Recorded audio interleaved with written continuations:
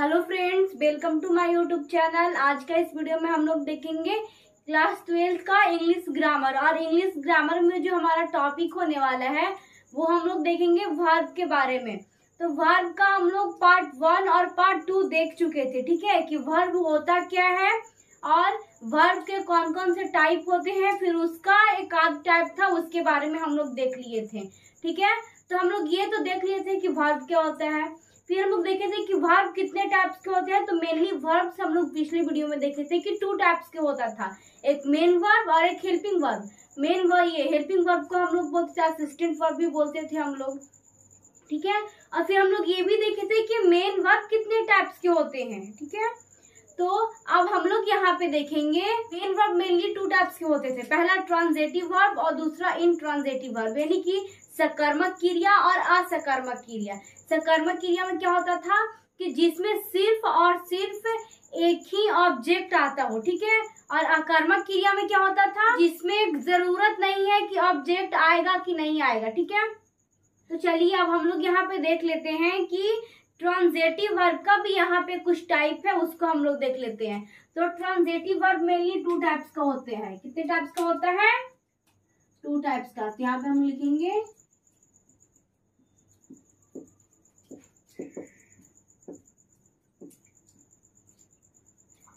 Transitive verb कितने types के होते हैं?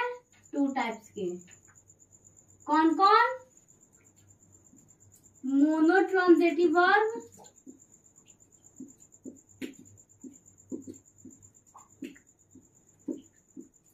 और दूसरा हमारा है डाई ट्रांजिटिव वर्ब।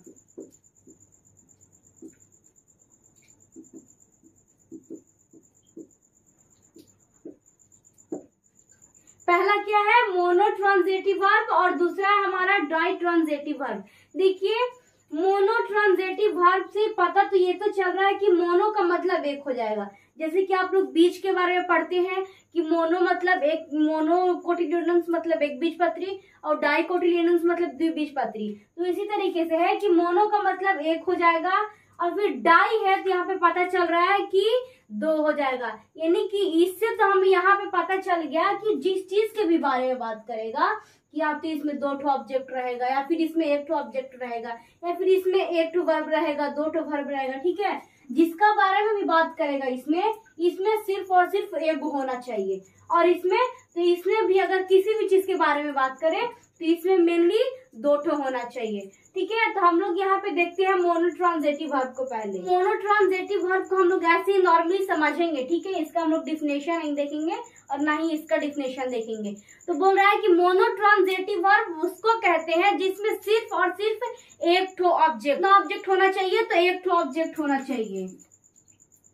यहाँ पे हम लिख देते हैं only 1 object.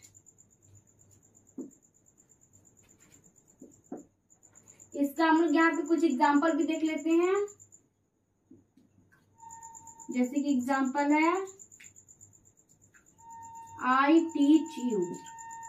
I teach you, तो यहाँ पे देखिए आई टीच यू, यहाँ पे क्या है? टीच तो हमारा वर्ब हो गया, फिर यू हमारा है यहाँ पे है, वो हमारा ऑब्जेक्ट हो जाएगा।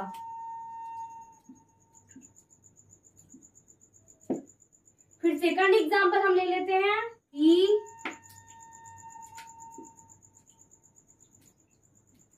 eats a guava। क्या? ही eats a guava। तो हमारे यहाँ पे eats हो जाएगा, वो तो हमारा वर्ब हो जाएगा, लेकिन guava यहाँ पे होगा, वो हमारा यहाँ पे ऑब्जेक्ट हो जाएगा, ठीक है। और हम आपको बताए थे कि अगर आपको ऑब्जेक्ट को पहचानना है कि किसी सेंटेंस में ऑब्जेक्ट है क्या, कौन सा ऑब्जेक्ट है, तो आप उसको कैसे पहचान सकते हैं, ठीक है। व्हाट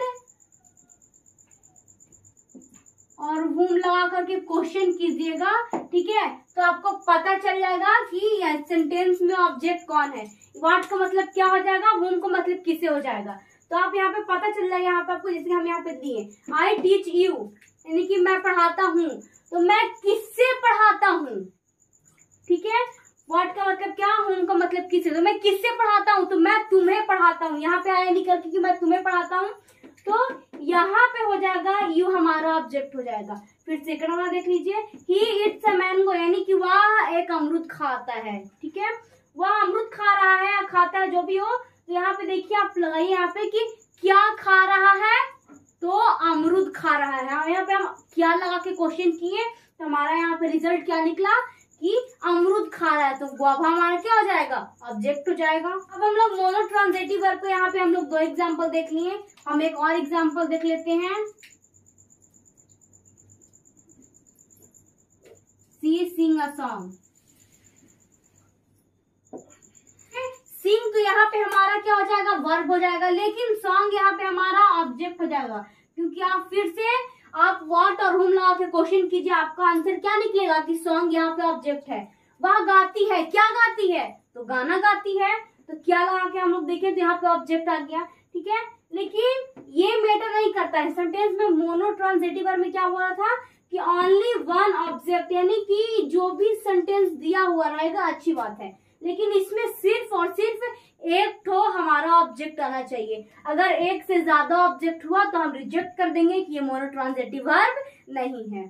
फिर हमारा है डाई ट्रांजिटिव वर्ब। तो डाई का मतलब आपको बताए थे कि द्वि हो जाएगा, डाई मतलब 2, यानी कि इसमें 2 ठो वर्ब होना चाहिए, 2 ठो से ज्यादा भी नहीं तो 2 ठो से कम भी नहीं। ये अगर कोई सेंटेंस दिया हुआ है उसमें 2 से ज्यादा ऑब्जेक्ट आ जा रहा है तो हम उसको ट्रांजिटिव वर्ब नहीं बोलेंगे, ठीक है। ज्यादातर जो सेंटेंसेस यूज होती है उसमें तो बहुत कम वैसा सेंटेंस मिलता है, बहुत ना के बराबर मिलता है जिसमें 2 से ज्यादा ऑब्जेक्ट होता है, बहुत कम होता है।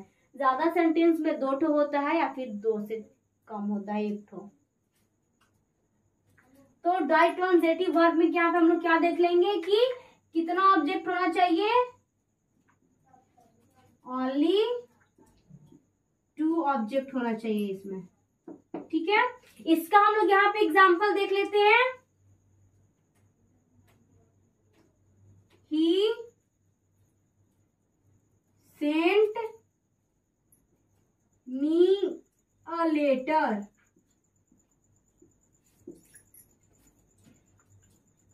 यहाँ पे आप गौर से देखिए और बताइए आप लोग जल्दी से कमेंट सेक्शन में कि इसमें कौन कौन से 2 ठो ऑब्जेक्ट है और इसमें वर्ब कौन सा है। तो क्या बोल रहा है कि ही सेंट मी अ लेटर, ठीक है।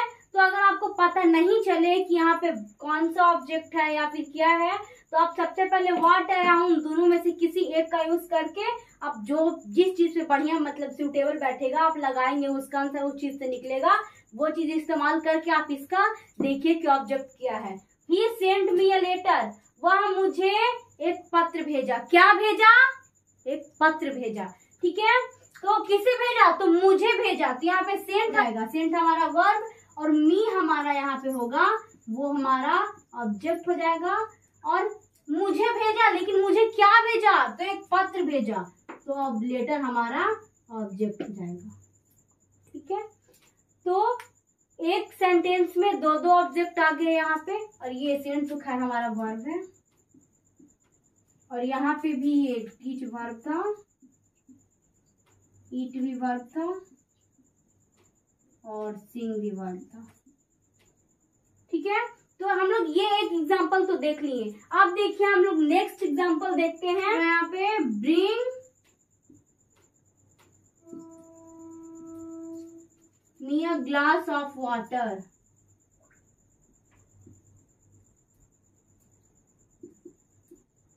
Bring me a glass of water, ठीक है। तो यहाँ पे क्या बोल रहा है कि मेरे लिए 1 गिलास पानी लाना। क्या बोल रहा है यहाँ पे, मेरे लिए 1 गिलास पानी लाना। तो यहाँ पे क्या बोल रहा है कि मेरे लिए क्या लाना, तो 1 गिलास पानी लाना। तो सबसे पहले यहाँ पे आप देखिए कि ब्रिंग क्या है, तो ब्रिंग लाना, तो यहाँ पे हमारा वर्ब हो जाएगा ब्रिंग।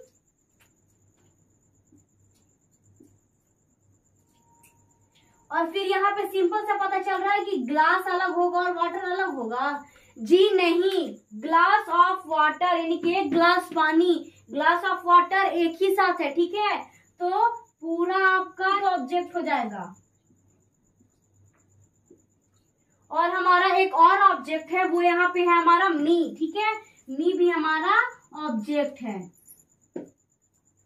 फिर देखिए हम एक लास्ट और नेक्स्ट एग्जाम्पल देख लेते हैं। तब तक आप लोग इसका जल्दी से नोट डाउन कीजिए। तो आई होप कि आप उसका नोट कर लिए होंगे। तो हम यहाँ पे एग्जाम्पल देख लेते हैं। एग्जाम्पल है आई लिव इन पटना। यहाँ पे बताइए कि सबसे पहले आप यहाँ पे बता दीजिए सिर्फ कि इसमें ऑब्जेक्ट कौन है। ठीक है, आई लिव इन पटना यानी कि मैं पटना में रहता हूँ। तो यहाँ पे बताइए क्या ऑब्जेक्ट कौन है, यानी कि इसमें यहाँ पे ऑब्जेक्ट कौन सा है। क्या आई ऑब्जेक्ट है? नहीं। लिव हमारा ऑब्जेक्ट है? नहीं। और इन हमारा ऑब्जेक्ट, ये सॉरी पटना हमारा ऑब्जेक्ट है। चलिए यहाँ पे हम लोग देख लेते हैं। पहले आप व्हाट से या फिर होम से, दोनों में से किसी एक से क्वेश्चन कीजिए। सबसे पहले हम व्हाट से करते हैं। I live in Patna, what का मतलब होता है क्या है? क्या, यानी कि इसका हिंदी बोल रहा है कि मैं पटना में रहता हूँ। क्या में रहते हो? ये कोई हमारा ये सेंटेंस फिट बैठ रहा है यहाँ पे, क्या लगा रहे हैं हम लोग। तो व्हाट से तो रिजेक्ट हो गया यहाँ पे कि भाई व्हाट से हम लोग कर रहे हैं, तो यहाँ पे कोई ऑब्जेक्ट नहीं मिल रहा है। फिर है किसे, तो बोल रहा है यहाँ पे आई लिव इन पटना, मैं पटना में रहता हूँ। किससे पटना में रहते हो? ये हमारा सेंटेंस है, तो नहीं, ये भी हमारा बिल्कुल गलत सेंटेंस हो जाएगा। तो हम ये कहेंगे कि इसमें कोई ऑब्जेक्ट है ये नहीं है, यानी कि इसमें ऑब्जेक्ट है ये नहीं है, इस सेंटेंस में ऑब्जेक्ट नहीं है। ठीक है, फिर हम नेक्स्ट एग्जांपल देख लेते हैं। I teach you English, Hindi, math, computer and reasoning.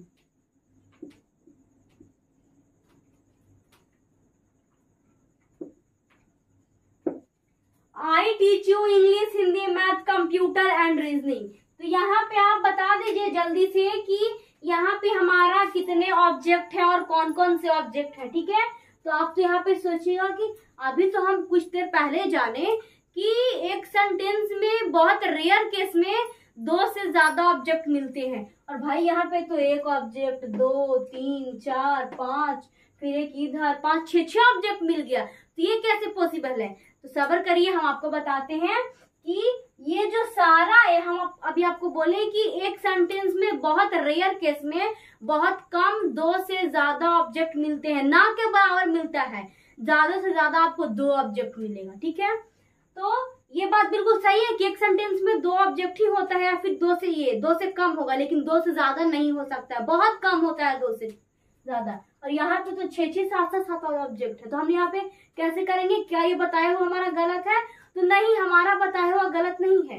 देखिए यहाँ पे क्या बोल रहा है कि I teach you English, Hindi, math, computer, reasoning, यानी कि मैं तुम्हें पढ़ाता हूँ। क्या पढ़ाता हूँ?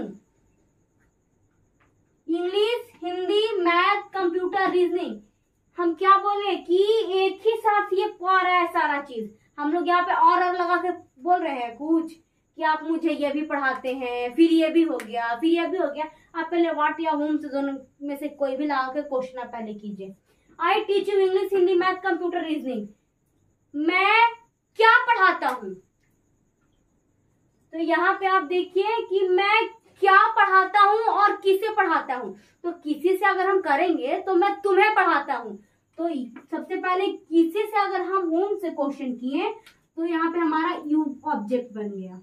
ठीक है, और टीच तो हमारा वैसे भी वर्ब है। और फिर देखिए व्हाट, मैं क्या पढ़ाता हूँ। तो हम इंग्लिश अलग बोल रहे हैं, हम हिंदी अलग बोल रहे हैं, मैथ अलग बोल रहे हैं, कंप्यूटर अलग बोल रहे हैं, रीजनिंग अलग बोल रहे हैं। नहीं, हम लोग सब एक ही साथ बोल रहे हैं कि मैं क्या पढ़ाता हूँ। तो English, Hindi, computer, reasoning, math, ये पांचों एक ही साथ आ गया। तो इसका मतलब है कि ये सब को मिला करके एक ही ऑब्जेक्ट के तहत आ जाएगा। ठीक है, ये सब का मतलब हो जाएगा कि एक ऑब्जेक्ट है इसके अंदर। तो देखिए इतने बड़ा सा सेंटेंस में कितने ऑब्जेक्ट दिखे हमको? सिर्फ 2 ठो। तो ये मोनोट्रांजेटिव है कि डाइट्रांजेटिव है? तो आप चिल्ला चिल्ला के बोलिए जल्दी से कि ये डाई ट्रांजिटिव है क्योंकि इसमें दो ठो ऑब्जेक्ट आ गया। अगर मान लीजिए बाई चांस वही कि आई टीच यू, या फिर हाँ बस आई टीच यू रहता, तो यहाँ पे ये वाला सेंटेंस मोनोट्रांजिटिव होता कि डाई ट्रांजिटिव होता? तो आप बोलेंगे कि ये वाला सेंटेंस मोनोट्रांजिटिव होगा क्योंकि यहाँ पे खाली एक ऑब्जेक्ट आ रहा है, इसीलिए मोनोट्रांजिटिव होगा। अब दो ऑब्जेक्ट आ गया तभी ना हम लोग डाई ट्रांजिटिव वर्ब बोल दिए इसको। ठीक है, सो थैंक्स फ्रेंड्स, बस आज के वीडियो में इतना ही। अब मिलेंगे हम लोग नेक्स्ट वीडियो में, उसमें हम लोग देखेंगे एक्सिलरी वर्ब के बारे में। ठीक है, और फाइनली हमारा जो मेन वर्ब था, ठीक है, उसके बारे में, उसका टाइप जो भी हो गया, ये ट्रांजिटिव, इंट्रांजिटिव, ट्रांजिटिव का वर्ब, वो सब हम लोग देख लिए। ठीक है, और हम लोग कल से स्टार्ट करेंगे, वो हमारा होगा एक्सिलरी वर्ब, यानी कि जिसे हम लोग हेल्पिंग वर्ब भी बोलते हैं, और हम लोग असिस्टेंट वर्ब भी बोलते हैं, और उसे हम लोग सपोर्टिंग वर्ब भी बोलते हैं। तो पार्ट 3 हमारा ये रहा। पार्ट 4 में हम लोग देखेंगे एक्सिलरी वर्ब के बारे में। Thank you.